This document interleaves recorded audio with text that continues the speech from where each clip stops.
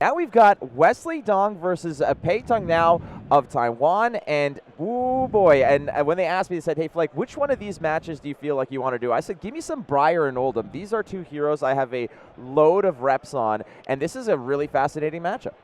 Yeah, so Oldhim really coming into his own after the living legend of Prism. Just traditionally such a bad matchup for Oldhim, but Oldhim's so powerful that people would actually bring it to Pro Tour number 2 where there was a lot of Prism. That deck leaving the format has opened it up for Oldhim, and it's actually why you've seen Briar sort of fade in popularity, is because these ice decks, and in particular Oldhim, has become more popular. Maybe not the best matchup for Briar here, but I know if you brought Briar to this tournament, you brought it, and you expecting Oldhim, right? There's going to be a game plan here, and I know that Pei-Tung Liao is going to be ready for this matchup. All right, take a look at Wesley Dong and Oldhim, our U.S. player representing the United States of America, competitive event record 26-21. I mean, that's not all that impressive. I'm not going to, but let's be honest here. Here he is showing up and just converting when it matters, which is great. 90-day XP, 217th in the world, 370th worldwide for lifetime XP. But XP is not the whole story here. Here he is in the quarterfinals of the World Championships. Absolutely right. You only need to win when it counts, and 26-21 is serious if you're at the World Championships, right? If you're going to Pro Tours, you're going to World Championships, and you're running positive, you're squeaking in the top 8s, you are absolutely crushing it, right? You can take your fun decks to the callings whenever you want, maybe rack up some of those losses, but when it's time to get serious and it's time to win, Wesley Dong has shown that he's capable of doing that. All right, well, let's see what toys he's bringing to show and tell here for this one. It is Oldhim, the grandfather of eternity, and frankly, looking through this here, anything kind of sticking out to you? I see 2 yellow pummels. That's nice to look at. Yeah, so what you really got to count is the earth cards potentially in this deck. These Oldhim decks really have started to focus more on ice. They're putting that card on top of the deck. I do see an out muscle, which is a really spicy. I don't think I've seen that card for years. We've got choke slams, which is tailor-made for Briar, right? This choke slam absolutely shuts down Channel Mount Heroic. We saw a match earlier yesterday on stream with Zach Bunn on Briar where he was completely dismantled by a similar Oldhim list that was running these disruptive cards to turn off that key Channel Mount Heroic turn. I bumped into Wes Dong before the day began, and I say, hey, dude, good luck moving forward, whatever. I'm like, well, so, Oldhim, what do you got on this? He's like, you know what I don't have? D-reacts, because those are for, and I quote, wusses. So here he goes, going tall, going nasty. Wes Dong is representing the United States. He's on Oldhim. Let's see what he had to say.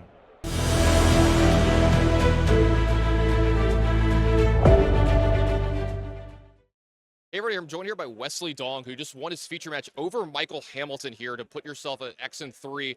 I'm going to call this a soft lock for the top 8 here at Worlds. We've seen some crazy stuff happen in the last round, but if you were to lose, I think you might be one of, fingers crossed, you might be one of the X4s that make it in.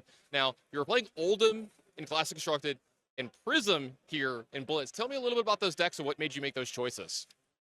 So the 2 days before, I finally started testing because originally I was on Fi.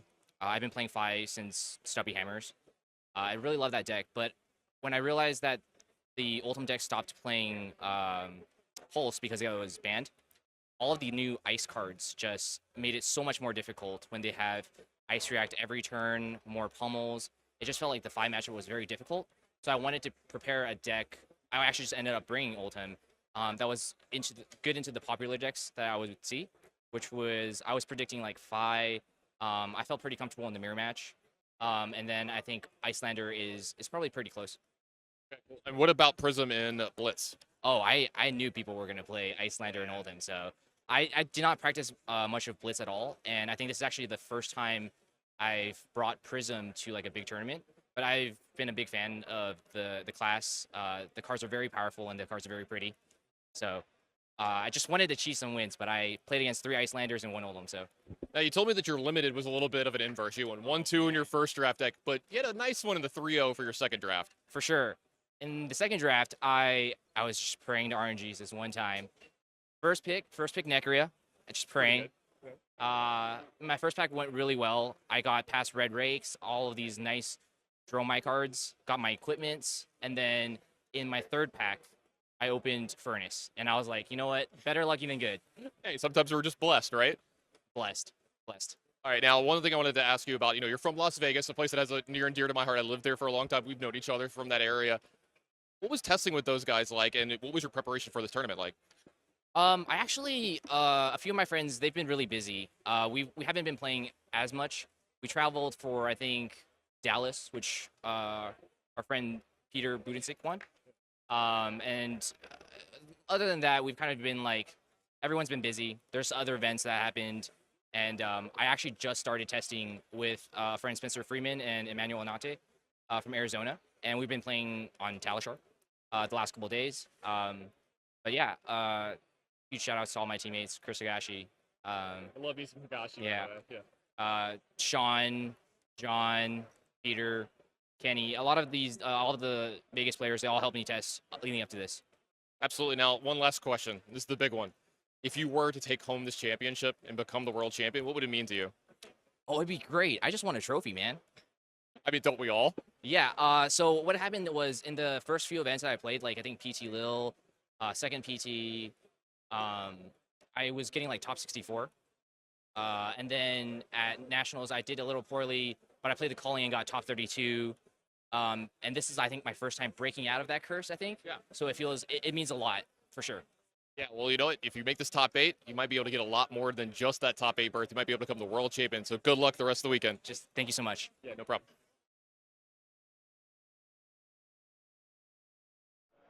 They're Tannen Grace with his Justin Timberlake cosplay. Unfortunately, the contest was the other day. Sorry, buddy. Ultimately, though, getting some good pieces out of West Dong there. And again, you know, this is a matchup that I'm very excited for. But on the other end, Briar, you know how explosive Briar can be.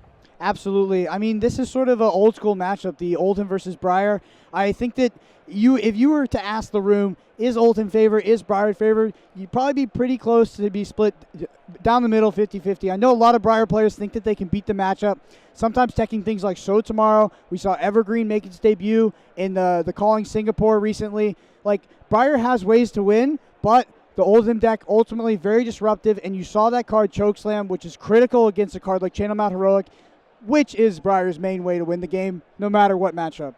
Liao Pei-Tung is going to be on Briar. Let's take a look at his profile, his accomplishments, 52 and 24. That's a lot of competitive matches under your belt. Been there, done that kind of thing. Nothing scares you when you've been there that many times and won more than you lose by twice as much here, as we take a look as well as Pei-Tung Liao's his deck list and how Briar's going to be shaping up moving forward. And you know, the resurgence of cards like Electrify, that's the first thing that popped into my head here. Well, yeah, I'm happy you pointed that out because that is a bit of an oddball in this deck. But you also see the 2-red Evergreen, right, which can help against a fatigue strategy. Going on the bottom of the deck if it hits, if played from Arsenal, just a critical card in the Oldhim matchup if Oldhim tries to drag you out. I don't think this Oldhim's going to do that because, like you said, the D-reacts are for... I cleaned that one up, man. Yeah. I cleaned that one up. We do see Sigil of Suffering, though, so D-reacts on the side of our Briar. I think overall probably a pretty standard list with access to So Tomorrow, which is critical, too, for if this does go late. I just want to point out that Exude Confidence is one way that Briars can sort of get above and beyond some of the D-react capabilities that Oldhims are well known for. But like we said, West Dong just absolutely left those bad boys at home. He's just going full smash face, and you know, when it comes down to it, the consistency of the you know, just the pure girth of these attacks, Oldhim typically can just get them every turn, those 6, 7, 8, 9, 10 attacks. Whereas in this case, Briar needs to work for it. You got to go off the back of a Channel Mount Heroic, and I feel like this game might be dictated on how early you can get those Channel Mounts. So what the Oldhim player is trying to do is, the Briar player is going to develop Channel Mount Heroic. It's just how the deck works. Likely will try to Arsenal a card like Spinal Crush or like Chokeslam. So after Channel Mount Heroic is played, ideally you don't take too much damage sort of on that first development, that first turn, because the Briar player has invested 2 entire cards to do that. The danger comes on the following turn when Channel Mount Heroic has a single flow counter and potentially Briar has a 5-card hand. What Oldhim player needs to do is Arsenal a critical card like Chokeslam, like Spinal, maybe a pummel, and disrupt the Briar on that turn specifically. If we do that 3 turns in a row, it's going to look pretty bad for Briar. All right, Pei-Tung Liao caught up with Tannen Grace from 2003 and had this to say.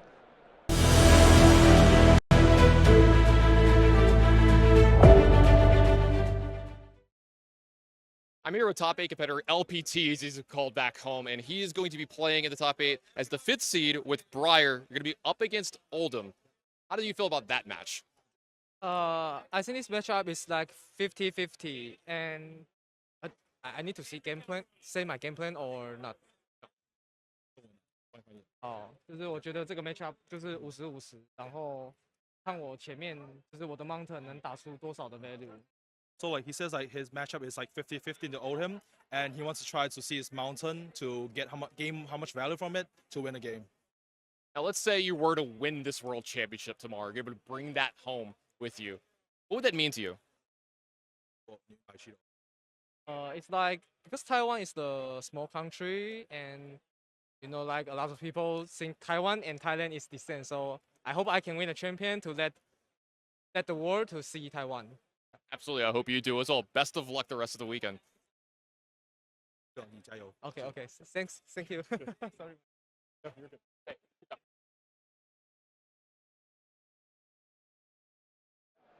Okay, so the greatest part about this is the fact that he's there with his good buddy CYK Lionel on Twitter, and I bumped into him this morning. We were at MinMax Games. I was just chatting with Sam Dando about some cards and stuff like that. He said, Flake, I got cake for you. I was like, this is the best thing ever. I said, what kind of cake? He said, I have Taiwan cake. I was like, what's Taiwan cake? And he said, it's cake shaped like Taiwan. And I was like, absolutely. So this is what I'm going to be munching on later. So thank you so much for that wonderful, wonderful donation. Yeah, they've got a great group of players out there. Taiwan had its own calling as well. Actually, sort of a powerhouse region, to be honest. So I'm not surprised to see players like that making it into the top 8. Obviously, Pei-Tung Liao here is up for a tough matchup, but ultimately, I think it's going to be a close one, and the Briar Oldhim matchup is very exciting. Yeah, excellent. And again, some fine words there from Pei-Tung Liao speaking to Tan Grace, who appears on Big Shiny Tunes 3, in case you were wondering. Let's get to the matchup, friends. It's time for the second game of the quarterfinals here at the World Championships.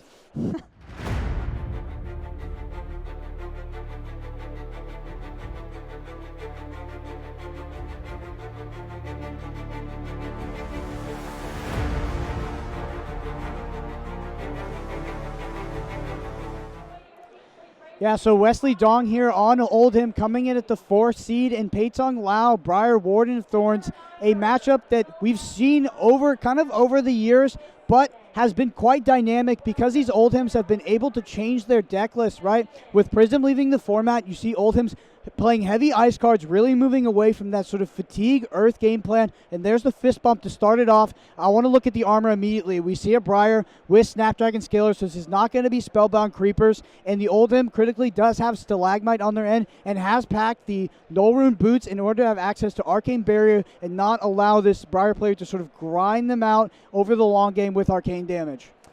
Pei-Tung Liao here is going to have,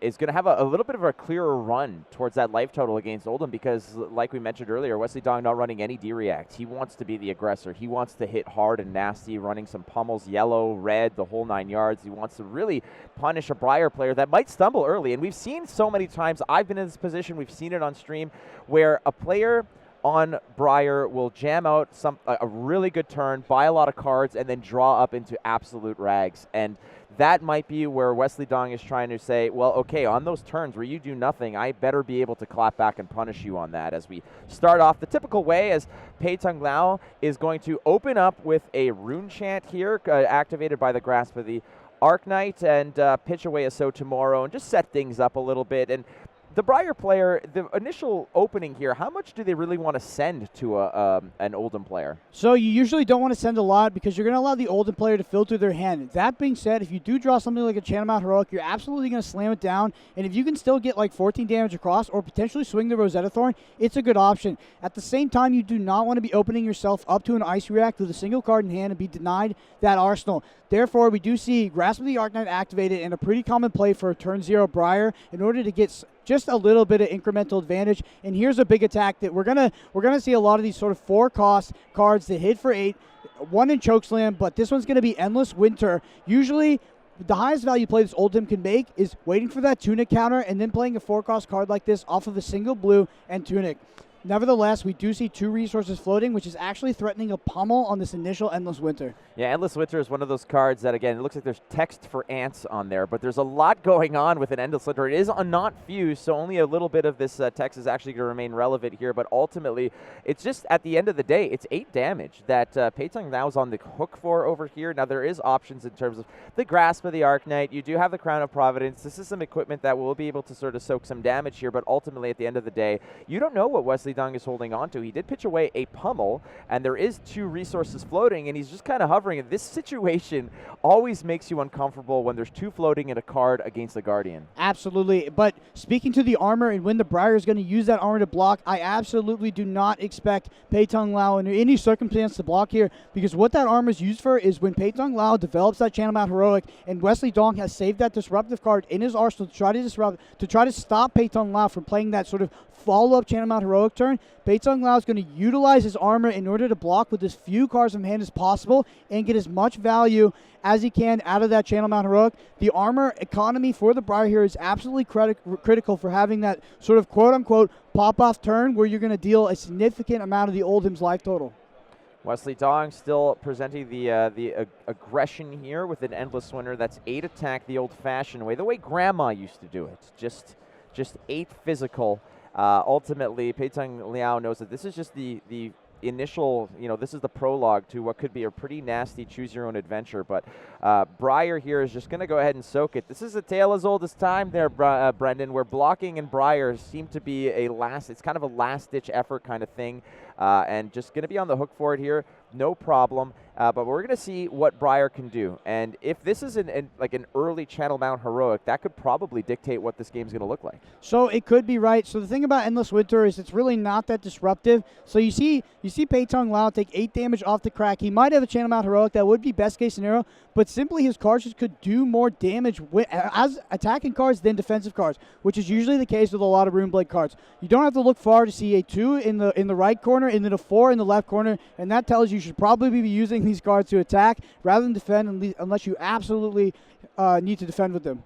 That's a red Bramble Spark being fused with Autumn's Touch, so that's going to give the next attack +3, but it also gives it a little tickle of Arcane, and there's also a Runechant Chaser involved over here. We're going to go with a Force of Nature as well. That's going to create the embodiment of Lightning, giving the next attack action go again. There's still the Autumn's Touch that was floating around, but we're going to pitch away a Tome of Harvest to make this a very nasty Autumn's Touch. So I believe that's a 8-point, maybe 9-point Autumn's Touch. This is actually a bit unfortunate for Pei-Tung Liao. Does have the Bramble Spark plus Force of Nature, which is usually pretty good, threatening that on-hit draw. So it is kind of a must block for Wesley Dong here. But critically, Pei-Tung Liao doesn't have access to the Fyendal Spring Tunic here and can't follow up with an efficient attack like Rosetta Thorn. It makes me wonder if he has an attack that is inherently going to be buffed that's in his arsenal and will threaten another draw step. But usually, you don't see a play like this unless it's absolutely necessary, which it might be because the only attack action we see out of all these cards that were played is the Autumn's Touch. So I do assume that Pei-Tung Liao had pretty much no option to make this, but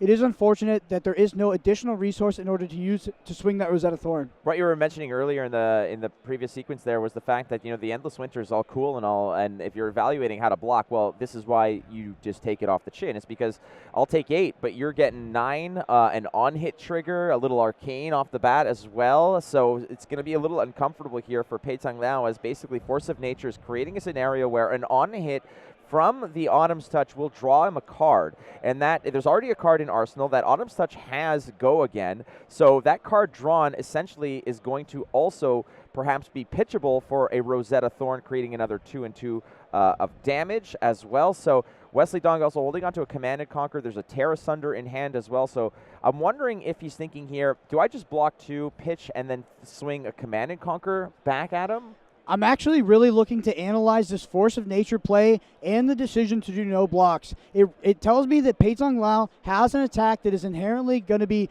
sort of buffed and can threaten another on-hit trigger because he doesn't have the additional resource floating, so he can't actually utilize this embodiment of lightning to swing something like the Rosetta Thorn, so needs to follow up with an attack for this to actually be valuable. If he did not have the attack in Arsenal, almost certainly Pei-Tung Liao would have blocked with the Force of Nature on that Endless Winter just to preserve life, because if you try to evaluate the quantitative value of this force of nature here, it really is just +1, which is not very good when it could have been used to block for +3. That being said, Pei-Tung Liao did not have that critical embodiment of Earth Token to potentially bump that up to 4. Scraping a little bit of defense here is a Crown of Seeds activation by Wesley Dong. Going to pitch away Terra Sunder. You go ahead and recycle that arsenal. It's going to go ahead and prevent the one instance of damage that's sneaking through. So that's going to soak up the Rune Chant damage. There's also an Arcane on the hook here from the Bramble Spark. I believe that was also absorbed. Sorry, that both of those the damage was absorbed by the pitch. Wow, this is a really critical block. Had the option to block with the Stalagmite and almost 100% guarantee any sort of follow-up attack. Like I said, if I'm in Wesley Dong's sort of, I don't know, in his position right now, I would assume there would be another attack, but there is not. So that embodiment of Lightning Token is going to be completely wasted. I'm really surprised that we didn't see a block with that Force of Nature, and we also saw a block with Crater Fist. So really, Wesley Dong must have not been threatened by a potential follow-up attack that could have drawn an additional card if it hit. So interesting attacks and blocks from both players there. Wesley Dong here preserving life total, again using the equipment early with the Crater Fist to soak up some of that damage here. Pei-Tung Liao is also got to be happy, at least to a degree, to start chipping away and eroding a little bit of that armor that Oldhim is going to rely on. So late in the game, maybe you get some more on hits and there's going to be less options for Wesley Dong to block. Right now, it's going to be a pitch of Cold Snap to present a Winter's Wail with a Frostbite as sort of the nasty ending to that story. The post-credit scenes right there is the Frostbite, and he's just going to take it off the chin as Pei-Tung Liao is just, signing for everything coming his way, and that Frostbite feels insignificant to him right now. So if we want to analyze why Wesley Dong didn't block with the Stalagmite there, it's probably because he's saving that equipment critically for the Channel Mount Heroic turns. A correct Stalagmite block on a Channel Mount Heroic turn will not only block the 2 damage, but possibly deny an entire other attack, whether it's an attack action card that comes in for 4 or that pesky Rosetta Thorn at the end of the chain. So Stalagmite, usually threatening more of like a 6 block rather than 2, because that Frostbite can be so disruptive to these aggro decks that try to sort of cheat on blues. But there we go. We see our first Channel Mount Heroic, and this is going to beg the question to Wesley Dong. Do you have the answer in Arsenal? Are you ready to try to disrupt the following turn? And how are you going to block this turn right now? How much damage will you take? And there we go. There's the Nimblism in Arsenal, creating another embodiment of lightning. Yeah, we're getting off to the races. This is what Briar wants to lean on. The bread and butter of this deck is to go ahead and have massive turns off the back of a Channel Mount Heroic. It is pitched.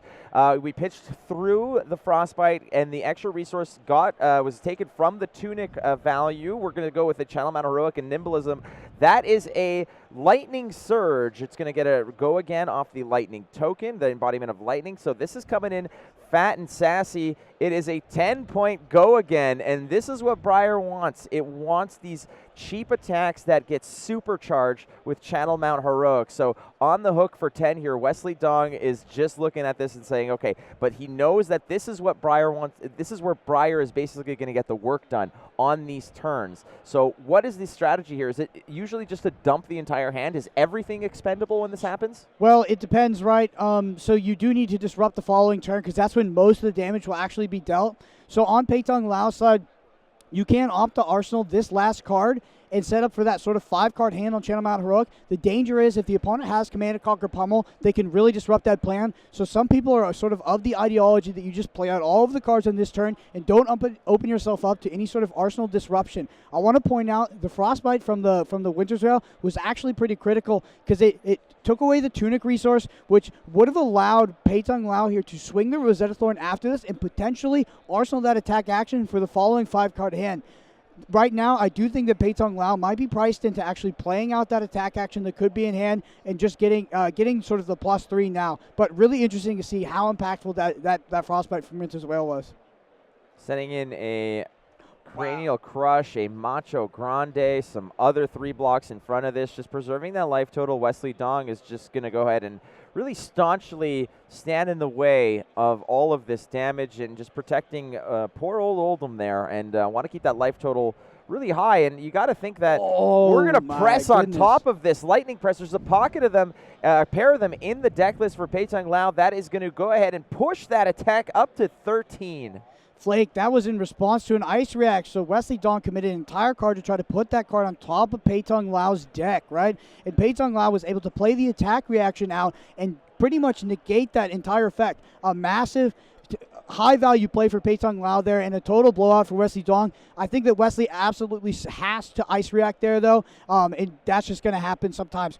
But like we said, that Frostbite denied that Rosetta Thorns, so that Winter's Wail, pitching the ice card for it, saved Wesley Dong an additional 4 damage that almost certainly would have come out that turn. That's a very good point. Again, you could have used that Tunic to go swing Rosetta at the end of that, but it just had to finish up the turn.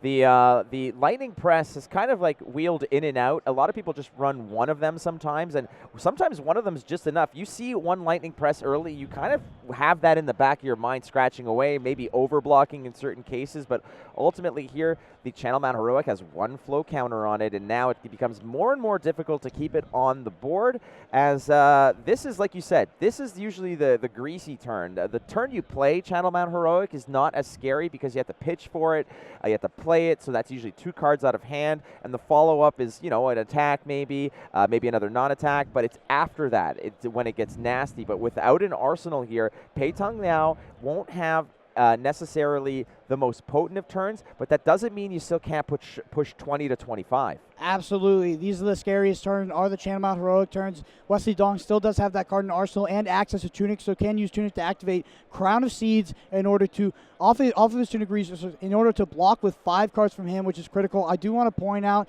that Pei-Tung Liao does have access to 2 Lightning Presses in the deck. We've seen 1, so maybe 1 more. It's a great card against these heavy ice Oldhim decks that are going to try to ice react you in order to deny that last attack. Scar for a Scar, that's Forgo again, you know, that's the stock option, but if you want to go ahead and get the flashy one with all-wheel drive and Bluetooth, it's going to be off of the Channel Mount Heroic. It's going to come in for 7. Go again. No non-attack actions have been played this turn yet, so we're going to see if that Rosetta Thorns is going to get much value, but this is what you're talking about, and very astutely, Brendan Patrick, the fact that that's the Lagmite is just waiting for those Channel Mount Heroic turns. Yeah, likely will take an entire card that Pei-Tung Liao didn't want to commit to this combat chain in order to break that Frostbite. Very disruptive.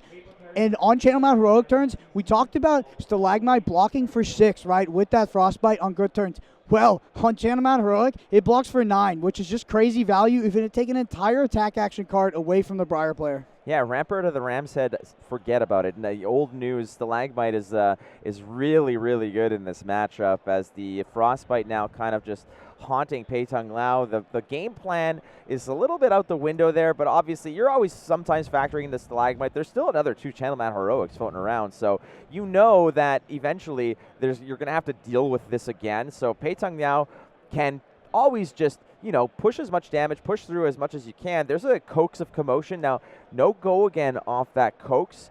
There is a Snapdragon Scalers, but I feel like the Snapdragon Scalers that's going to be used when the game is essentially to be decided. Maybe, right? I think you do pop the Alpha Snapdragon Scalers when you play a 5-card Channel Mount Heroic hand, which is not going to be disrupted by something like a Stalagmite. So while I don't think it'll happen this turn, I don't think it's necessarily needed to close out the final points of the life total. It's more of a value play, and Pei-Tung Liao simply isn't set up to correctly utilize that right now. You see that Frostbite absolutely dismantling the turn by making him pitch the additional red Evergreen just to play the Coax of Commotion, and we've ended up with a pretty middling sort of sequence of Channel Mount Heroic with a single attack action being played, and then now just 2 on the follow-up. While it's a lot of damage, it's not really the explosivity that you would be scared of when you're facing down a Briar.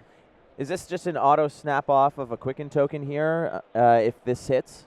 I would think so, but I know some players don't do it. You've already seen Wesley Dong pitch a red Frostfang, which is a card that could really utilize that Quicken token, right? So if you're doing something like a red Frostfang into a Winter's Wail, that's extremely disruptive, and we know that Wesley Dong has access to it. So I would not be surprised to see Pei-Tung Liao not opt to use the Quicken token. If it was me, I would likely do it, though.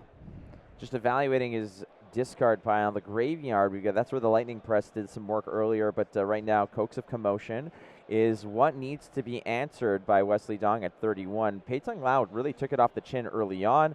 So the game started off by just, you know, soaking an 8 damage Endless Winter, and, you know, a couple damage here or there. Took a Winter's Wail off the head as well, and just played through it. Just said, yeah, that's cool. There's the snappies. There we go. Yeah, so must have. That's pretty crazy to see. I guess just thinks he needs to pop it off on any Channel Mount Heroic turn available. Probably worried about future disruption on CMH turns, but you see like exactly what I expected to happen, which you know this is a heavy ice Oldhim deck, and you see the Ice React come out and put that card on the top of the deck. which I feel like was extremely telegraphed. I'm very surprised to see kind of Pei-Tung Liao run into that one. Yeah, but you're assuming that there's going to be a response here. There's so much ice in that Oldhim list that as soon as you snap, you're passing priority to the Oldhim player to also de-react. And in this case, that de-react is going to be to just go ahead and, drop a card back on the top of your deck. And I don't think Pei-Tung Liao is he holding on to any of their cards here? No, I don't think so. I don't think so. Yeah, because I'm trying to get a read on his hands. I think he's just holding his fist or something. But yeah, I mean, really a critical misstep, and I'm really surprised. Is going to hit with Coax of Commotion, opt to let both players draw a card. Unfortunately, that effect is symmetrical. Pei-Tung Liao is going to do it in order to try to sit that arsenal. But he does have Go again and has. Yeah, but unfortunately, he now has to give the Oldhim player an additional card, so there is a downside. It's actually a Sonata Arcanix. Oh, that's a big one. Yeah, so we could get another attack action off of this. We create the... Okay. So this could be that was a gamble, let's say, because the card off the top from the draw from Coax of Commotion could have been something completely... It could have been something like an Electrify. Well, he put the card on top of the deck from the Oldhim Ice React, so he had perfect information on what it was. Right. But the thing is like, I don't know why you would when you Snapdragon there, yes, your Coax might hit, right? It might, but it also might not. The Oldhim player could have defended it. But he's also, on top of that, you have to pay the Oldhim tax with the Coax Commotion, but you have to give the Oldhim player an additional card to block with. So heavy downside for the Briar player, even though I guess technically they were able to utilize that sort of Go again. So he's opting here to take the Autumn's Touch blue. He's going to be shuffling back that Lightning Surge and the other non-attack action that he picked up. So Sonata's going to do... Oh, you've just had a spark of genius. Yeah, a spark of genius. I'm trying to figure out if Pei-Tung Liao is... I do believe he's going to be able to actually pitch this blue Autumn's Touch and keep the Channel Mount Heroic around, which is literally best case scenario, by the way, because I think that the only real Earth targets, attack action Earth targets he had was something like this blue Autumn's Touch in order to pitch another card. Obviously, there could be the other Evergreen, but yeah, maybe keeping the Channel Mount Heroic around for a second flow counter. That's really good, as usually you get the one flow counter and Channel Mount Heroic goes bye-bye. In this case, you pitch that other Earth card here, you swing with Rosetta, it's 4 damage, but it's also another wheel of Channel Mount Heroic to just go ahead and supercharge all of your attack actions. Sonata Arcanix has 1 arcane damage. It's going to be sent Wesley Dong's way. Multitude of ways to deal with that. You could pitch for Null Rune Boots. You can go ahead and you can use your Crown and you can use your Tunic to Crown here and get a 5-card hand if necessary to soak that damage as well. But ultimately, there's still a Rosetta Thorn that's going to be punching through here. I would imagine that's a very astute move here. Drawing that blue Autumn's Touch was probably a godsend in this case to go ahead and have another kick at the can with Channel Mount Heroic. Absolutely, and looking at Pei-Tung's Liao deck list, it actually wasn't that likely, so I'm not sure that's exactly what he's playing for, but it's really best case scenario with being able to keep this Channel Mount Heroic around. Just looking at what other options here that he could have picked up, and keep in mind, it's not just a blue Earth card, it's got to be a blue attack Earth card, and looking at what he had, so Tome of Harvest, that ain't going to help you, Sotomoro, that ain't going to help you, Earthlore Surge, that's not going to help you, it's Autumn's Touch, that's the only thing you could have picked up there. So technically you could also get the red Evergreen because the Rosetta Thorn does cost 1, so that actually would be enough to get the 2, but usually these Briar decks only have access to the blue Autumn's Touch as sort of that Earth attack action card that can help you do this exact play. So while Pei-Tung Liao does have an above average amount of targets to be able to do this, it was quite the Sonata.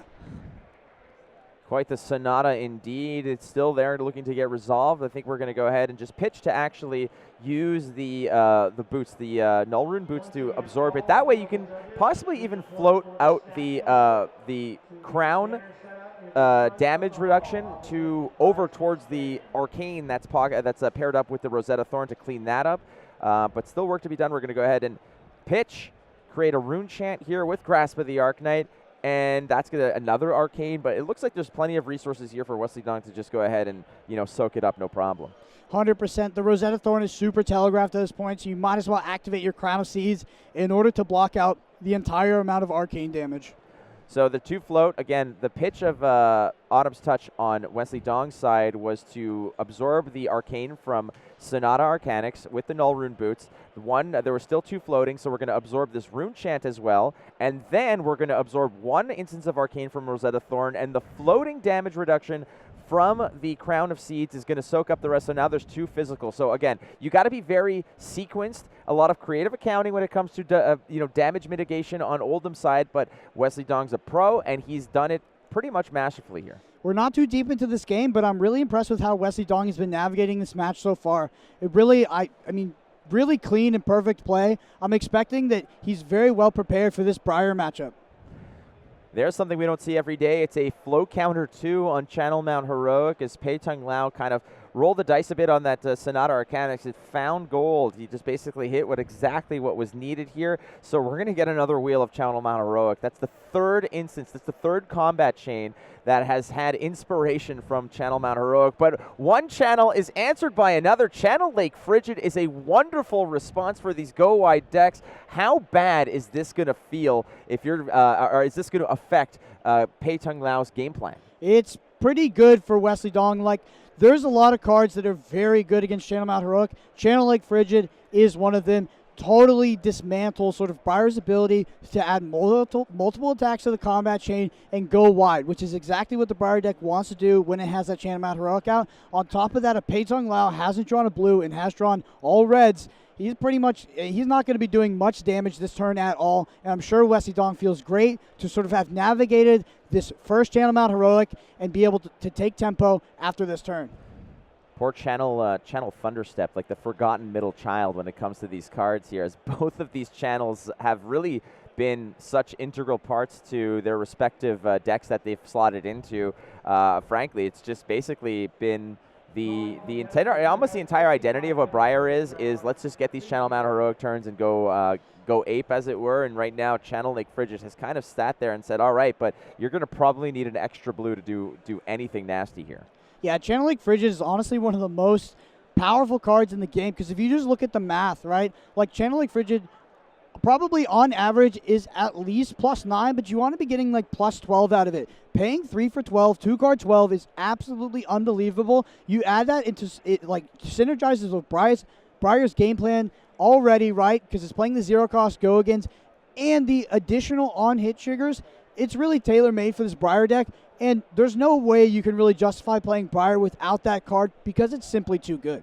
And Lightning Strike presented here, you still got to pay for it, Pei-Tung Liao. No freebies here, as Channel Lake Frigid is going to go ahead and tax you a bit, so we're going to pitch a Red Ravenous Rabble just to get the card on the board, but there's an additional cost to play this. You've got to tuck a card under your deck and then select a mode. And Lightning Strike from Welcome to Wraith, one of the first most coveted and impactful cards in Flesh and Blood. It's so versatile, it's so powerful. In this case here, is he just going tall or is he going wide? I'm not sure yet, but I'll tell you one thing about E-Strike that you never want to do, and that's pitch an entire red card. Absolutely devastating to have this Channel Lake Frigid land when I assume Pei-Tung Liao has actually drawn 0 blues. So you see it stopping so much damage. We do see it go tall, like you said, coming in for 10, and I'm assuming Pei-Tung Liao is going to try to arsenal that last card in his hand. I would not be surprised to see Wesley get him once again with not only blocking this card, but ice reacting him and putting that card on top of the deck. There's nothing really. There's no tricks up Wesley Dong's sleeve here, as he's been very adamant from from the early morning stages, saying that D-reacts are for wusses. I don't play that. So no ways to efficiently block 10 here, and it looks like they're going pen to paper on this one. Yeah, Flake, I'll tell you, if you're the Briar player, that doesn't feel good, because something's coming back your way that's going to be 10 times worse. So Wesley Dong opting to take the entire 10 damage, still has the Channel Lake Frigid on the board. I can only assume that Wesley Dong not only has Disruptive for him to come back with, but will likely pitch 2 ice cards in order to have an additional turn of Channel Lake Frigid to affect the Briar player. Look at that body language for Wesley Dong. He was just, once the damage was calculated, he's like, yeah, get that off the board, dude. I have stuff to do, as we're going to pitch. Oh, nope, we're not. That was a, whoops, didn't see it. So the Tunic did go up to 2, if I'm not mistaken. So Channel Lake Frigid still on the board. We're coming in for another nasty one. That's another Endless Winter for 8. Surely an Endless Winter pummel. You really can't expect anything else at this point if you're Pei-Tung Liao. You should 100% consider that a pummel is coming across here. And yeah, it's totally telegraphed because we took so much damage. On top of that, Wesley Dong didn't even pitch 2 ice cards, so isn't even looking to keep the Channel Lake Frigid around. And if he plays pummel, will not have the option to either. So this tells me 100% this is a pummel, unless Wesley Dong has just completely exited this match mentally. That's one way to put it. Never heard it quite described such a way. But we assume that his brainstem is still connected to his eyes. So we'll figure that out. Basically, it's a pummel. Yeah, that's the Cole's notes. Thank you, Brendan Patrick. Endless Winter, 8 damage, 2 float, man. If you're looking at this and there's a Guardian with that dead stare in his eyes, Wesley Dong, like he said, D-reacts are for wussies, and so you can imagine that there's a lot of space for some pummulations. And 2 float is basically, that's the headline. That's basically telling you where to go. And you can see Pei-Tung Liao. I don't know if he's thinking or praying, but he's ultimately just really locked in here. He's kind of, do you just give up your whole hand here? But at the same time, if you respect the pummel consistently, it just comes the next turn. Flake, you've been there, you've done that, you know what happens when you play around the pummel. It just comes the next turn.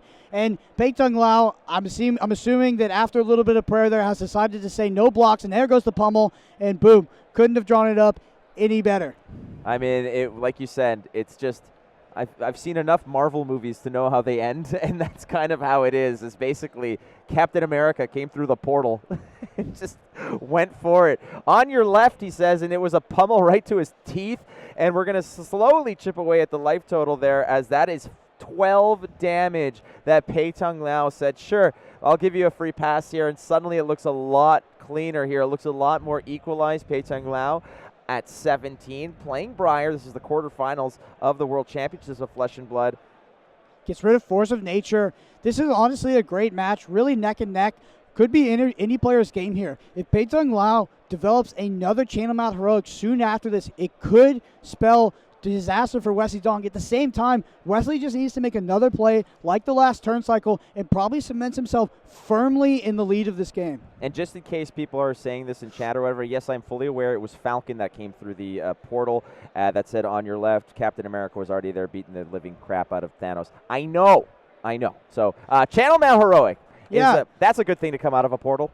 Yeah, so for whatever you said, but there is a Channel Mount Heroic on the battlefield here with an Earth card pitch, so surely we're going to go into the next turn cycle. I'm really interested to see if Pei-Tung Liao opens himself up to another Ice React. Really, I don't know if he could play around it at the same time, and Wesley Dong, I assume, is actually arsenaled a piece of disruption because he took so much damage. Took 10 from E-Strike in order to do that Endless Winter pummel and keep that additional card for the arsenal. I can only assume that it is something that is going to sort of stop Pei-Tung Liao from having this huge sequence of Channel Mount Heroic turns. Every date I've ever been on in the past few years has basically been that. It's me talking about Marvel or Star Wars, and then her saying, yeah, whatever you said, and here's what's actually going on. So that is a Coax of Commotion, a wonderful card. Again, popularized very early on by Matt Folks in the Briar lists of old. It's a card essentially that says on hit we all profit. It's do we gain a life? Do we draw a card? Do we get a Quicken token? Now, typically against a Guardian player, the go again that you would get from a Quicken token is rather moot because Guardians go tall. But like you mentioned, there are some low to the ground attacks that might actually benefit from that. So Pei-Tung Liao has to be very careful about what options he's gonna offer for both players here. Once again, if this does hit and Pei-Tung Liao does get ice reacted by the Oldhim player, he can use that part of Coax of Commotion to draw a card. Unfortunately, lets the Oldhim player draw a card as well, but can set up an arsenal for the following Channel Mount Heroic turn, which is absolutely in the Briar player's favor. 7 on the stack here. Got to worry about it. Wesley Dong at 15. You cannot give too much, leeway to this Briar player, but silver lining. That's the second Channel Mount Heroic. There's still another one floating around, but it's only the first turn of this. And like you said, the nastiness happens on the second turn. That's where you can get even wider and even greasier, as 7 damage is staring down Wesley Dong, which is effectively half of his remaining life points here. Yeah, a critical part of the game. Honestly, misblocking this could spell disaster, so I'm not surprised to see Wesley Dong taking his time. But honestly, it can't come as much of a surprise. This Briar deck really has a very specific avenue in which to win the game, and the Oldhim decks, especially the ice ones that are running things like Chokeslam, Endless Winter, and Pummels, they have sort of a tailor-made game plan to deal with it, and I'm really interested to see what is in Wesley Dong's arsenal here. A chokeslam, a timely chokeslam, really just pumps the brakes on what Briar wants to do. It seems like he's got one in hand. So is he thinking here, you know, maybe I soak a little bit of damage, but if I send a chokeslam your way, that requires a response as well. The difference here is that Briar also has a full stack of equipment. 100%. I would not be surprised, depending on what card's in hand, to actually see a 2-card block, which we're seeing here, plus the equipment to stop that effective Ghost Commotion. Then we're going to go to Wesley Dong's turn, take up Tunic to 3, pitch a blue, activate Tunic, float 4 resources, and play that Chokeslam by only committing 2 cards. That will force Pei-Tung Liao to block. He does have access to armor, which is critical. I would not be surprised to see Pei-Tung Liao block that with armor plus a card, but yeah, that's sort of what we're set up in terms of card sequences here, and it looks like Wesley Dong is queuing up for that exact play. Yeah, you got to get the armor out of the way at some point. If you're going to have those crush effects occur, you got to bust through that additional defense, being stuff like Grasp of the Arcanite, which you know, is one of the best equipments for Rune Blades by far. It's so efficient at blocking. It's so great at just, you know, sinking resources and translating them into actual useful damage. And finally, Crown of Providence just knocked, you know, Arcanite Skullcap off the table. It's such an effective piece of equipment. Our Arcanite Skullcap, a true mainstay of Flesh and Blood for so long, now just like a sort of draft chaff, borderline unplayable piece of equipment because Crown of Providence has shut down the disruption that you could face in some of these Briar decks, right? These aggro decks. The last thing you want to see is things like Command and Conquer after you've worked so hard to set up that arsenal. What Crown of Providence do is a get out of jail free card once in the game, and you can turn that arsenal card into a card in hand and dodge some of those disruptive arsenal effects, right? At the same time, what actually makes Crown of Providence great and not just good is that you can filter a card in hand, right? So you can have 4 cards in hand, have all reds, and be all I need is a blue, block with Crown of Providence, sink one of those cards on your hand, draw a card, and there we go. We see the Tunic, we pitch the blue, and we've got the Choke Slam coming in for 8 off of a single card pitched. Absolutely huge. Prognosticated there. Again, you got to time those big plays with the Tunic, and it just lined up perfectly. This is 8 damage being sent at Pei-Tung Liao's, but it's not just 8. It's the crush effect that matters here, as Choke Slam, if it does 4 or more damage, will essentially lock out the benefit of something like Channel Mount Heroic. It does not allow the attack actions to gain any amount of attack, and that's what Channel Mount Heroic is basically there for. Supercharge these super wide turns. This is something that needs to be respected. However, you can just go ahead, toss the Grasp, toss the Crown of Providence, and 1 card, and you're safe. But the work there in that case is done in the sense that Wesley Dong at least is chipping away at that fridge. Opens you up for the rest of the game. You got to get through that fridge. It's critically important. What you're going to see when watching high level matches of Flesh and Blood is that armor economy is critical, and these players know how to navigate it, right? They save it for moments like this. They save it not for raw damage, but for on-hit effects that threaten to disrupt their next turn. Pei-Tung Liao, I do agree, will most likely make that play if his hand is good enough, right? If he has drawn the faded, the infamous full non-attack action hand, we could see a hand dump here in which Wesley Dong would definitely start to run away with the game, but most likely the play will be, if he can do a reasonable amount of damage and utilize his Channel Mount Heroic, his Crown of Providence, Grasp of the Arcanite plus a card. We cannot forget how those Snapdragon Scalers were used, Flake. Snapdragon Scalers into an Ice React, absolutely devastating, kind of a low-value use of the equipment, and is actually going to come back to haunt Pei-Tung Liao as we go into these Channel Mount Heroic turns, because those Snapdragon Scalers are so critical to having those longer combat chains and getting that plus 16 or plus 15 out of Channel Mount Heroic and just getting way above rate. So I'm interested to see how that will play out for Pei-Tung Liao here.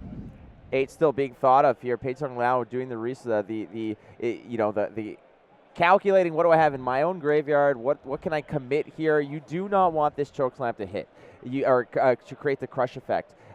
So you could, maybe it's a matter of just you toss 1 3-block and the grasp, let's say, unless you really don't like your arsenal card, then you throw you throw the Crown of Providence. There's really a lot of ways out here. I think what Pei-Tung Liao is doing here is he knows he's probably taking 3 here. I think the thought process is there what is the most valuable, but the other thing worth noting is Briar is just notorious for having 2 blocks in the deck. Absolutely, Flake. And that's critical because there is no embodiment of Earth developed. You talk about blocking for 3 and blocking with the single equipment to take 3 and avoid that crash effect. Unfortunately for Briar, most cards actually block for 2, and the cards that do block for 3 are some of your most impactful cards, but we do see one of them in the form of the blue Autumn's Touch come down here, and I do assume that Pei-Tung Liao had a pretty bad hand if he does decide to commit 2 cards to blocking out that choke slam. Wesley Dong must be feeling great after that. It's a really, really good time. And like you mentioned, just you didn't take a whole lot of damage, but you did manage to go ahead and throw something back at Pei-Tung Liao that kind of made him worry, but this is not what you want to see. Ravenous Rabble is usually almost a sure thing in the old school Redline Briar, but now that you got to fill up a lot of those blue Earth cards to pay for Channel Mount Heroic, you sometimes get gooned by something like Tome of Harvest, which is going to nerf that Ravenous Rabble. Sure, Ravenous Rabble looks like a 5 go again. Hey, that's cool, but that's because Channel Mount Heroic is essentially rescuing the discount that it just took. Yeah, and it's rough to hit that blue, but that's the price you pay for playing cards like Channel Mount Heroic in your deck.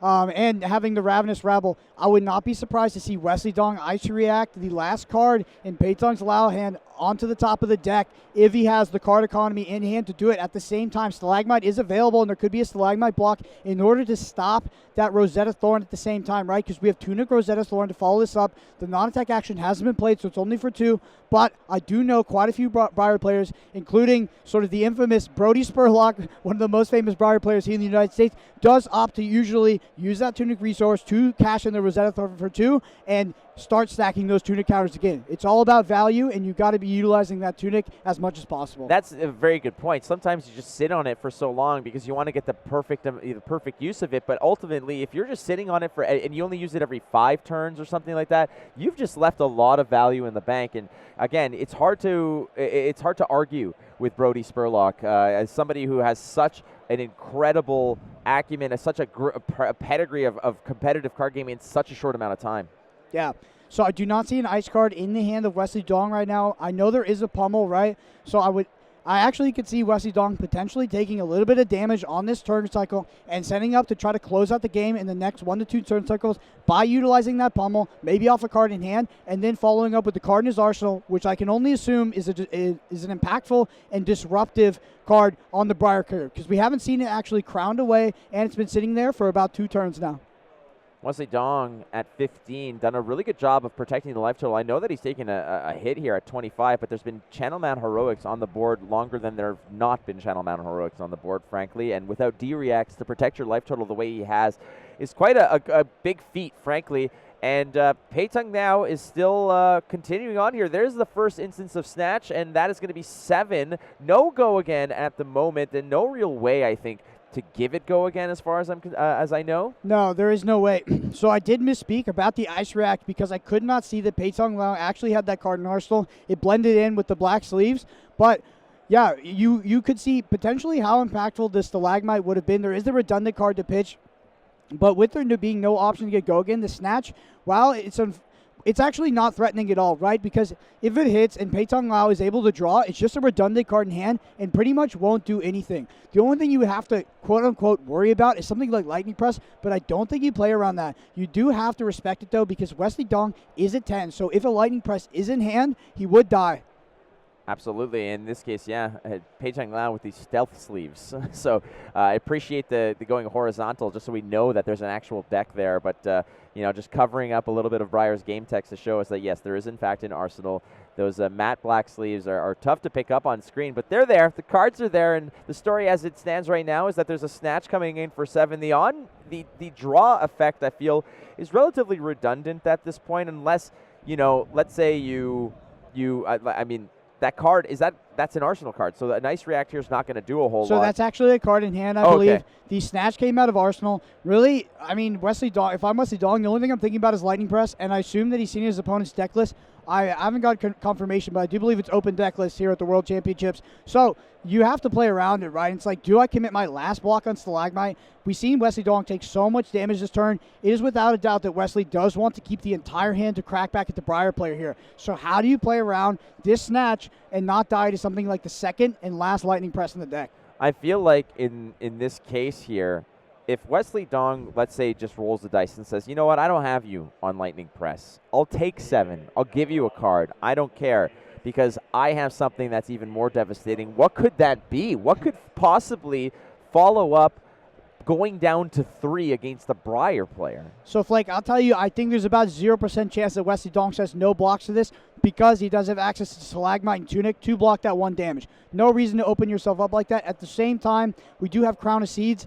I think because of the way Wesley Dong has sat on this Arsenal card, I don't think he would say no blocks, let the Lightning Press come out, and then Crown of Seeds in order to prevent a single damage, right, and go down to 1. That's a rough place to be in, especially when there's something like Rosetta Thorn, which has 2 available arcane damage when you only have 1 arcane barrier. Good point, absolutely. Wesley Dong just still evaluating as that snatch has been sitting there, just waiting to connect, to draw a card, and bring Wesley Dong a little bit lower down. We're going to block. Looks like we're blocking 6 here of the 7. 1 still floating around. You do have an opportunity still, Brendan, if necessary. You can always pitch and go ahead and crown a way that just kind of close out that odd, weird breakpoint number of 7.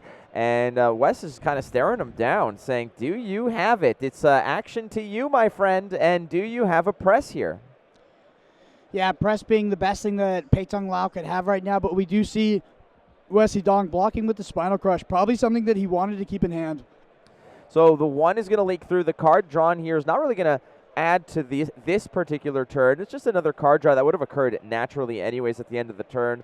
So that 1 leak through is not as detrimental. Snatch typically is one of those cards that since Wraith have just been an incredible, impactful, iconic card. It's usually one of those cards that when you're building aggression, that is always in there. It's such a well-rounded, powerful, brilliant design of a card, a 4 for 0 that draws a card. I mean, let's get real here.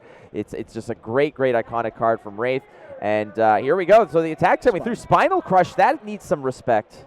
So what Wesley Dong was trying to set up when he was not blocking at all was actually a Spinal Crush pummel. Had to sort of meet in the middle and block the last turn, so thus it's just going to be a Spinal Crush coming out here. Nevertheless, that's actually the most impactful card in the Oldhim deck against Briar. We talk about Chokeslam, but Spinal Crush definitely better, especially when your opponent is not on something like Spellbound Creepers, which can cheat out action points. This is sort of stalwarts the Briar deck and make sure they're only able to come in with a single attack action on that turn.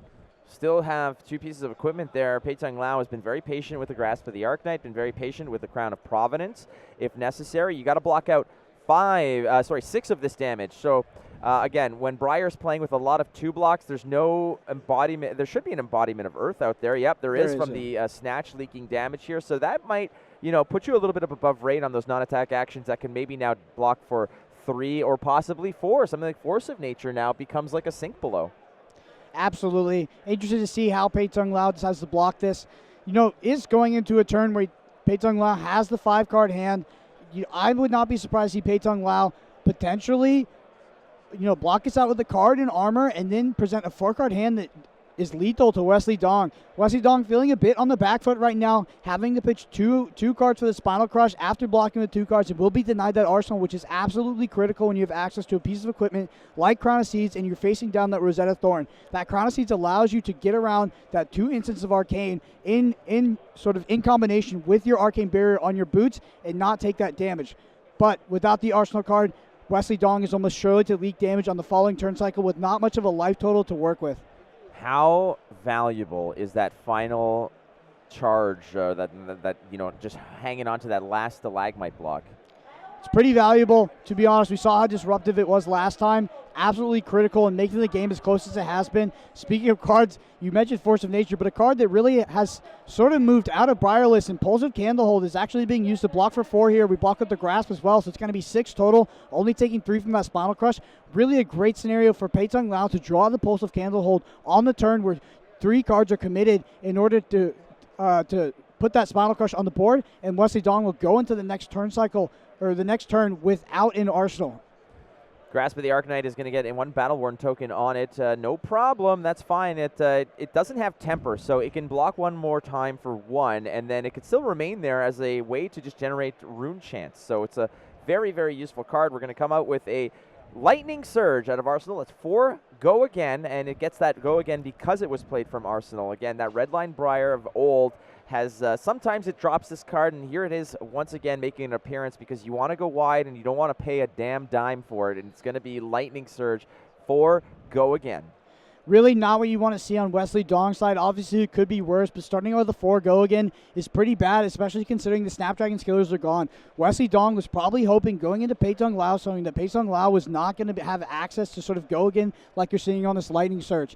Wesley Dong at 9 life, really not much to work with here, and only a 4-card hand. Does have access to that Stalagmite, but Pei-Tung Liao has quite a few cards in hand, and you really can't put him on the blue. You can, or put him on only having reds. You can gamble on it, and yeah, you could get paid off by having Pei-Tung Liao commit an entire other card to play another attack action, but at the same time, if Pei-Tung Liao does have the blue, that Stalagmite block will effectively do nothing except block for 1 and tax a single resource that would have been redundant anyway. Going to throw a Thunderquake in front of this 3 block. 1 might leak through here.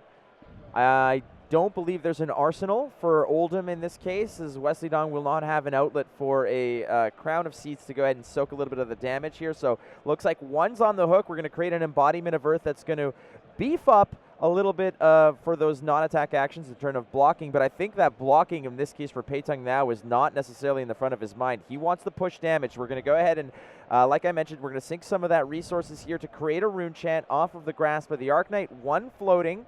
And is this just going to be a little follow-up with the Rosetta, or are we looking at more here? Wow, what a great scenario for Wesley Dong. Like, I mean, we haven't seen the rest of it yet, so, okay, there is another attack action. That's why the Swarming Gloom fail. So I got a bit ahead of myself, assuming there would be a Rosetta Thorn after that, but that makes sense, right? We have the Swarming Gloom Veil. This Rune Chant will satisfy the first clause and give it Go Again, so we have 2 Go Again attacks already. It's actually quite bad for Wesley Dong with that 1 resource floating and Tunic available. Tunic being available means that this Stalagmite is not going to be very impactful. Wesley Dong is in a really bad situation. But not only that, but there was also the Embodiment of Earth that was created. So that's 2 auras that were done. So that Swarming Gloom Veil's 4 Go Again. It's got a Rune Chant Chaser, and Wesley Dong at 8 here is kind of thinking about how he can go ahead and deal with it. And like you mentioned, with 1 floating and a Tunic that is just filled to the brim, Stalagmite is not as scary. It's not going to basically pump the brakes that it may have wanted to.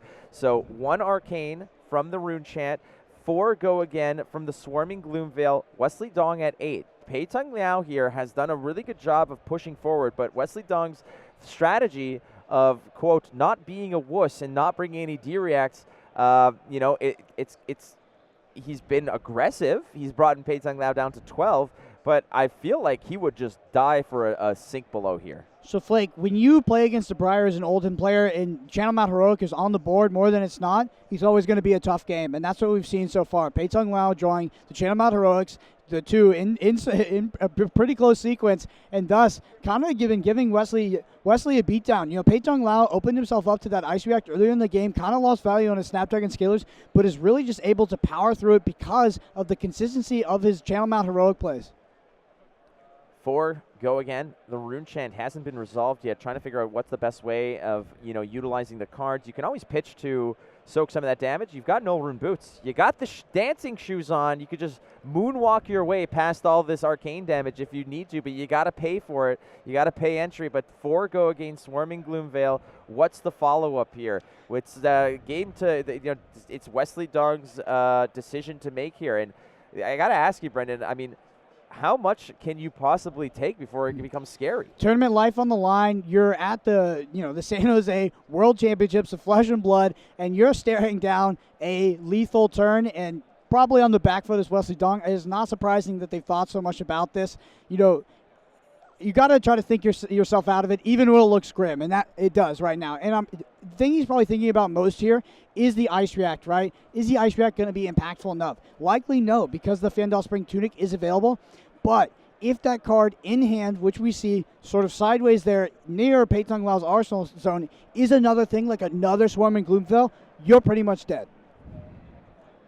We've been in stasis here, just waiting for this to go through. Again, there's no clock for the top 8. We want resolution to these games, and we want to give these players the right amount of time to make sure that they're playing the way that they want to play. And in this case, Wesley Dong has been really agonizing over Swarming Gloomvale. Swarming Gloomvale, arguably one of the best cards to come out of Everfest. It has never really not been relevant. A great, great card to see as we finally see the Rune Chant gets absorbed. So that damage is already accounted for, but there's still 4 go again. That Swarming Gloomvale got the go again from the Embodiment of Earth, and then it got the +1 from the Rune Chant generation. So it is still 4 go again, which is basically Briar's MO for most of it. And look at him. He's going to look to commit the Stalagmite, but you mentioned that might be a moot point. I think we're going to see the power of the Fjendal Spring Tunic here. Wesley Dong does, I think, have a 2-block ice card in hand, coupled with another blue block 3, which I'm interested to see whether we see that blue ice card committed to an ice react, because it wasn't used to block arcane damage. Usually with a block 3 blue, you're going to use it to block something like arcane damage because you can get 3 defensive value out of it rather than the 2. At the same time, if that card in Pei-Tung Liao's hand is an attack action with Go Again, you do want to convert that 2 block into potentially a 4 block by putting that 4 attack with Go Again on top of the deck. So, looks like we are going to... Yep, so like we talked about, this is Fjendal Spring Tunic in order to get around the Frostbite and swing the Rosetta Thorn. So that float shouldn't be there. Yeah, so there it goes. Again, it was paying 2. So essentially what you're doing here is you're using the resource to pay for the tunic, to use the tunic resource to go forward. That's the only way to, if you're kind of keeping score and you're doing keeping the baseball box score. That's what it was. It was an E6. Yeah, so there hasn't been a non-attack action played this turn, which is critical, to be honest.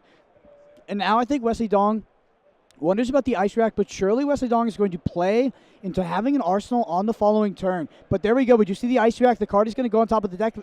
It can't be a lightning press here, so really good play from Wesley Dong. Lil will take the 2 down to 5. We'll keep the single card in hand, which is a blue non-ice card. I can only imagine that Wesley Dong on the following turn will actually just Arsenal pass and utilize that crown in order to draw an additional card, convert that Arsenal card into a blocking card, and net himself 2 resources for arcane damage that surely Pei-Tung Liao will present him on the following turn. Yeah, Wesley Dong stomping his feet, clapping his hands, and lighting a match for a fact that maybe Pei-Tung Liao just draws 4 non-attack actions. That Ice React did limit Pei-Tung Liao to a 4-card hand, and Wesley Dong's not really going to have anything going on his side. Take up the tunic, pocket a card perhaps, but what the beauty here is that Pei-Tung Liao might just draw into some garbage here, may not really have a potent turn, which will give Wesley Dong an option to either efficiently block with a couple cards, maybe swing with a hammer, or maybe actually come back with something a little heavier than that.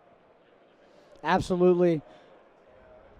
Okay, and there we have an Exude Confidence card. It's pretty hard to block. Is going to sort of turn off the defense reaction ability of Oldhim once it resolves, which can be pretty tough. So the hard thing about Exude Confidence is you have that ability. You see instant 3. You can pump it by 2. So it's not impossible that Pei-Tung Liao has 3 additional blues in hand and can give this +6. I love this. Every time someone's got to reread this card. I have consulted with doctors and lawyers about just precisely how this card is worded, and it's always interesting to just make sure that you are spot on accurate about how this card is played. So for those who do not necessarily know how Exuded Confidence works, please explain it, Brendan Patrick. Yeah, so Wesley Dong trying to figure out how he can potentially use a defense reaction in response to this. Does need to block with a card that has enough attack, but it's sort of this back and forth, right? Because you can buff Exude Confidence by using the instant ability, it's kind of like this weird sort of back and forth of like, is your card actually have higher attack than Exude Confidence, which is the condition that you need in order to use that defense reaction, or does it not? So that's what they're trying to do, and yes, people always reread the card despite probably knowing exactly how it works. Well, there's a Macho Grande thrown in front of it. I mean, that's going to be pretty hard to top. Even more importantly, actually under it is a Cranial Crush, which is going to block for 8. There we go. All right, so we're blocking this out fully. Or, not block for 8, sorry. It has the attack of 8. Yeah, that would be a busted-ass card, Brendan Patrick. No problem. Yeah, everybody yelling about belittle minnowism. How about a block for 8 attack action that pitches for 3? Sure, why not? But Yeah, exactly. Brian Gottlieb next to me, just making sure that this goes into the next set. Yeah, absolutely. That's a flake card right there. If that happens, I do expect Brian Gottlieb to unban Stormstriders and right that mistake. Back off, you two. I'm behind these two like it's it's Jerry Springer. Okay, so that Exude Confidence Wow. now busting up to 8. Incredible. Actually, 2 blues in hand for Pei-Tung Liao, something that you probably wouldn't expect from a Briar deck like this. It's pretty interesting. If you think about the entire context of the game, Pei-Tung Liao hasn't had too many blues, has been punished by the Ice React, has had to work through those frostbites. So because of that, the density of the blues was later in this deck and has drawn the 2 blues at the perfect time when Exude Confidence plays in order to activate that instant twice and pump it by +4, taking it up to 8. And there we go. We see the Ice Rack because the Cranial Crush is an 8 attack card. It does turn off that ability. Yeah, Pei-Tung Liao pitching the blues while Wesley Dong is singing the blues as that Exude Confidence goes over the top to maybe go ahead and do a little bit of damage. Why not? But again, a very complex card. It's interesting because you can play it you can sort of modify it at instant speed. It does create these mind games of how do I block it efficiently, but Guardian typically has a lot of good outlets to make sure that Exude Confidence detriment is not quite there. But oh, here we go. That's a choke slam. Fantastic. Off the Tunic, we talk about that a lot. That's what these Oldhim decks want to do on these 4-cost attack actions. They want to utilize their Tunic and pitch a single blue in order to do 2-card 8, which is heavily above sort of the average value of a normal Flesh and Blood card. And for your troubles, you do get the crush effect of Chokeslam as well, which is not nothing. We talk about it being important for Channel Mount Heroic and turning that off, but it also turns off things like Bramble Spark, Ravenous Rabble, all that kind of stuff. Well, Ravenous Rabble is actually a minus, but still, it's impactful on this Briar deck, whether you have Channel Mount Heroic out or not. Choke Slam, an effective card against Briar and Shawn Michaels, in case you wanted to know. Very effective. Ultimately, though, the crush effect is going to be pretty nasty, but the crush effect in this case usually is best paired up when there's a Channel Mount Heroic on the board here, because Briar can just say, okay, cool story, but I'm just going to go 4 go again, Rosetta Thorn or something like that. You know, it's the fact that you're not necessarily getting some of the value off of like a Nimblism or a a Force of Nature or whatnot, but you can still throw at throw hands the old-fashioned way with just some vanilla attacks. So I think the most important thing to point out here is that Wesley Dong, these are the only cards that were available to him, so we'll not have an arsenal on the following turn, right? So Crown of Seas is not going to be an option, and we're not going to be able to fully block out that Rosetta Thorn. I don't think it would be surprising that if Pei-Tung Liao has the correct hand here, we'll actually opt to take the entire 8 and just come back and kill Wesley Dong on the following turn. It's a dangerous thing, like you mentioned earlier. It's a great feeling when your opponent takes all your damage, and it's a terrible feeling when your opponent takes all your damage. Chokeslam, 8 damage being presented. Wesley Dong, Oldhim, the only Oldhim in the top 8 here at the World Championships of Flesh and Blood. This is the second quarterfinal match. Pei-Tung Liao, the 5th seed, the only Briar in the field currently, if I'm not mistaken. That's incorrect. I have been thrown under the Brian Gottlieb, the word of God himself, has told me I am wrong, as it usually occurs. So 2 Briars in the field. My bad. There's an additional Briar on the other side of the bracket, so it's actually possible that we see an all-Briar final here at the World Championships. Oh, my God. That happened at Pro Tour Lille. People are like, oh, here we go, back to Briarwood 98. And unfortunately, that's just the way it happens. Briar didn't necessarily perform all too well during national season, as many people would have suspected. And but Briar, in the first day of CC at this tournament, was the best performing hero out of all of them. 100%. It's still the deck that won Pro Tour #2, and I think it was criminally underrated, not actually in the world, but more regionally based in Canada and the United States. For some reason, players came off that deck while it was probably one of the most proactive linear decks in the game, and we know Channel Mount Heroic is up for debate as one of the most powerful cards you could actually have in your deck.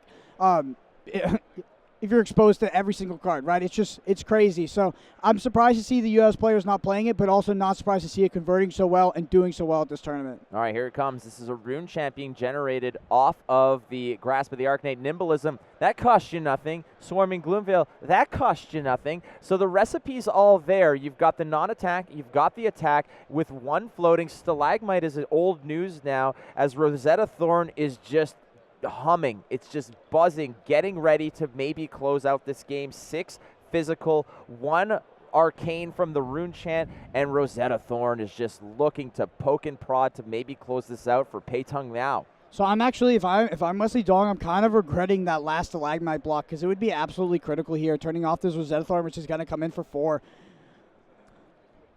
Thinking about it here, Wesley Dong in a very nasty Wow, spot. pitches the at red 3. too, by the way. So pitches the red's going to block for 6. Surely will take at least 2 damage from this follow-up on Rosetta Thorn. No cards in hand, if I'm not mistaken. 1 card in hand. Oh, so maybe there could have been a potential for a press there. 2 and 2. Yep, so going to go down to 1. Surely this is Pei-Tung Liao's game to win. Wesley Dong going to have no arsenal on the follow-up, which is worst case scenario. Does have a block on the Fandal Spring Tunic, but that is it. No, you're at 1, Brendan Patrick. You are absolutely in kill range for Rosetta Thorn here. Without an arsenal, you can't soak up that damage. 100%. That's what I'm talking about. Without the arsenal, the Crown of Seeds is not available. You have some block value on your Fendal Spring Tunic in case you're just trying to survive the 4-card hand itself. Because I could see a situation where Pei-Tung Liao actually kills Wesley Dong without even activating the sort of non-attack clause on Rosetta Thorn, and that is worst case scenario because that is not only going to activate Rosetta Thorn, but face and arcane damage down, and Wesley Dong cannot efficiently block arcane because he does not have access to that crown. Oh, no. Seeds. Oh, wow. Big whiff here. Oh, wow. This might be a saving grace for Wesley Dong, as that Sonata Arcanic showed 3 attack actions. There was a Swarming Gloomveil, an Enlightened Strike, and a Lightning Surge. That's not the recipe you want. None of that arcane damage is ever going to go through, as none of it was ever generated here, but it is still the first little bit of that nasty recipe. Non-attack, attack with go again, Rosetta your way into the semis. I wonder if it was all semantics here, and Pei-Tung Liao actually just has sort of lethal in hand, decides to play out the Lightning Surge, or the Earthler Surge, get go again, 1 floating, 1 tunic resource as well. So actually can't get ice reacted here. This is GG. There's the fist bump, and our Briar play takes it down. Briar, just what a deck, surging back onto the scene and going into the semifinals. Yeah, how many times have we seen Briar players just kind of go out there and take it off the chin for a few turns to get things set up? Channel Mount Heroic is an absolute supercharger to any type of aggro deck, and it was there. It seemed like Wesley Dong actually did a good job without any D-reacts to absorb those major turns, but Pei-Tung Liao did a really good job also of cobbling together those nasty, awkward turns and ultimately got there. Absolutely. So we saw Channel Mount Heroic be on the board more than not, and those are the games that Briar wants to have every single time.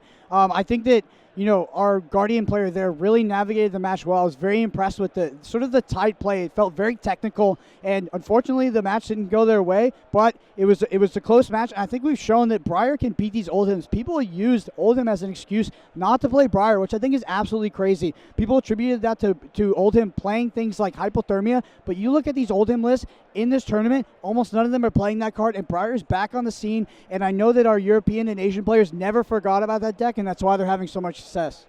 Pei-Tung Liao is going to move on to the semifinals here at the World Championships of Flesh and Blood. We're live in San Jose, California. Flank alongside Brendan Patrick. We got more Flesh and Blood action shortly, so don't go too far. More of the quarterfinals are coming at you shortly.